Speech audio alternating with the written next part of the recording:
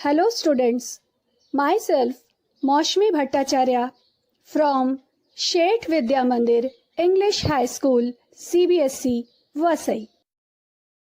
आज मैं आपको कक्षा 8 वसंत का पाठ 18 टोपी समझाने जा रही हूँ। प्रस्तुत है पाठ का चतुर्थ खंड। गवरैया ने 3/4 मंजिल पार कर ली थी। कपड़ा लिए लिए वह एक दर्जी के पास जा पहुंची।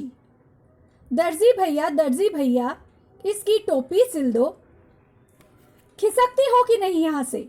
दर्जी रोष से बोला मतलब दर्जी को बहुत गुस्सा आया। वो गुस्से में बोला, देखते नहीं राजा जी की 7वीं रानी से 9 बेटियों के बाद 10वां बेटा पैदा हुआ है। अब उस 10 रतन के लिए मुझे ढेरों झब्बे सिलने हैं। दर्जी ने माथे का पसीना पोंछते हुए ठंडी आह भरी। कुछ देना न लेना, भर माथे पसीना। यहाँ भी हम देख रहे हैं कि राजा बिना पैसे दिए दर्जी से काम करवा रहा है, जैसा कि वह बिना पैसा दिए कोरी, बुनकर और धुनिया से काम करवा रहा था। तो भैया बेगार में कुछ करवाते नहीं, गवरैया बोली। बेगार में मतलब बिना पैसे के। इस बुने कपड़े की टोपी सिल दे, बल्कि 2 टोपियां सिल दे। एक तू ले ले, एक हम ले लेंगे। मुंह मांगी मजूरी पर कौन मुझी तैयार न होता। कच्च कच्च उसकी कैंची चल उठी और चूहे की तरह सर सर उसकी सुई कपड़े के भीतर बाहर होने लगी। बड़े मनोयोग से उसने 2 टोपियां सिल दी। खुश होकर दर्जी ने अपनी ओर से एक टोपी पर 5 फुदने भी जड़ दिए। फुदने वाली टोपी पहनकर तो गवरैया जैसे आपे में न रही।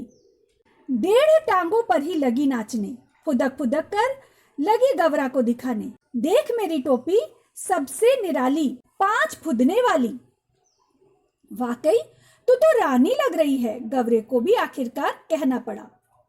इस तरह से हम देख रहे हैं कि अपनी अटूट लगन से विभिन्न बाधाओं को पार करते हुए गवरैया अंत में अपनी टोपी सिलाने में सफल हो गई और उसकी टोपी बहुत ही सुंदर बनी। रानी नहीं, राजा कहो मेरे राजा। गवरैया ऊंचा उड़ने लगी। अब कौन राजा मेरा मुकाबला करेगा? टोपी पहनते ही उसके मन में एक नए हुलस ने जोर मारा कि क्यों ना इस मुल्क के राजा का भी एक बार जायजा लिया जाए, जिसके लिए इन सारे काम होते हैं।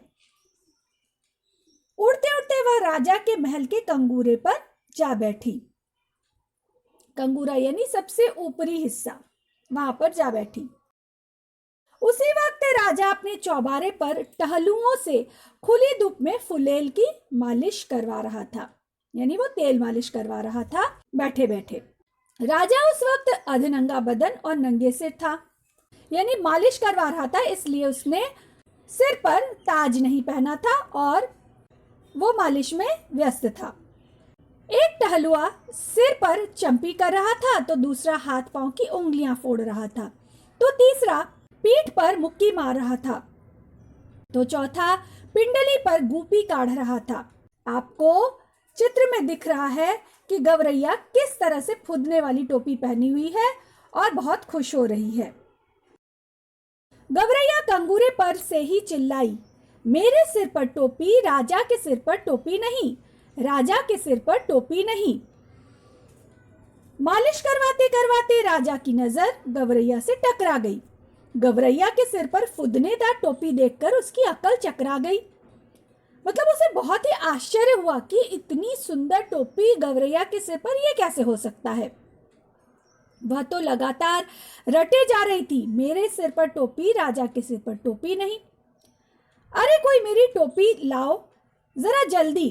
राजा दोनों हाथों से अपना सिर ढांकते हुए चिल्लाया। टोपी आ गई। राजा ने झट पहन भी ली। देख रही फदगुद्दी, मेरी टोपी में 5 फुदने। गवरैया ने अब दूसरा ही राग आलापना शुरू कर दिया। गवरैया के चिढ़ाने पर राजा ने अपना ताज मंगवाया और सिर पर पहन लिया, परंतु जैसे ही राजा ने अपना सिर ढका, ताज पहन लिया, तो अब गौरैया ने उसे चिढ़ाने का दूसरा तरीका निकाला। उसने कहा कि मेरी टोपी पर 5 फुदने राजा की टोपी पर फुदने रही। राजा को बेहद हेठी महसूस हुई। इस मुल्क के महाबली राजा के सामने एक चिड़िया की यह मजाल, वह बुरी तरह बिगड़ गया। इस फदगुपी की गर्दन मसल दो, पखने नोच लो, सिपाहियों देर न करो। यहाँ पर हम देख रहे हैं कि राजा को दूसरों से ईर्ष्या हो रही है, जलन हो रही है। उसे ऐसा लग रहा है कि उसी का सामान, उसी की सब चीज सबसे अच्छी होनी चाहिए, किसी और की नहीं होनी चाहिए। परंतु यह स्वभाव बिल्कुल भी अनुचित है। क्षमा करें महाराज, मंत्री ने हाथ जोड़ दिए। मच्छर मारकर क्यों हाथ गंदे करना, अपने आप चली जाएगी। तब राजा सिपाहियों से बोला, यह ऐसे नहीं मानेगी, इसकी टोपी छीन ले। आओ, उसे मैं पैरों से ठोकर मारूंगा। अब आप देख रहे हैं हर तरफ से जीतने की जो एक इच्छा है राजा की, वो उससे गलत काम करवा रहा है। इतनी छोटी सी गौरैया के एक छोटी सी टोपी से वह जल रहा है और उसे खुद हासिल करने की कोशिश कर रहा है। पाठ का चौथा खंड यहीं पर समाप्त होता है। पाठ के आगे की व्याख्या आगे के खंड में की जाएगी। पाठ को ध्यानपूर्वक पढ़ें। धन्यवाद।